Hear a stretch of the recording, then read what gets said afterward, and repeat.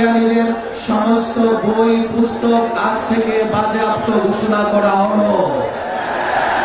2 নম্বর প্রস্তাব হচ্ছে আজ থেকে এই জনতার আদালতে, জনগণের আদালতে দেশের মানুষের কাছে এই মর্মে প্রস্তাব পেশ করা হচ্ছে, আজ থেকে কাদিয়ানীদের অমুসলিম ঘোষণা করা হলো।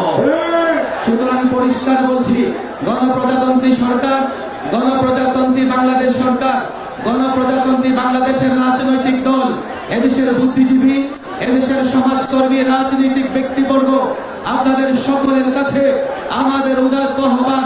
এদেশের প্রজাতন্ত্রের কর্মচারী, কর্মকর্তা সকলকে বলছি, যেহেতু জনতার আদালত থেকে ঘোষণা হচ্ছে, জনতার সমাবেশ থেকে ঘোষণা হচ্ছে কাদিয়ানীদের বই পুস্তক বাজেয়াপ্ত করতে হবে, ঘোষণা হচ্ছে কাদিয়ানীদের অমুসলিম ঘোষণা করা হচ্ছে, সেহেতু আজ থেকে বাংলাদেশের কোথাও কাদিয়ানীদের বই পুস্তক থাকতে পারবে না।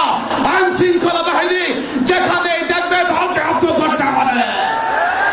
যেখানেই কাদিয়ানীরা মুসলমানদের কোন পরিভাষা ব্যবহার করবে, আইন শৃঙ্খলা বাহিনী তাদের বিরুদ্ধে ব্যবস্থা গ্রহণ করতে হবে।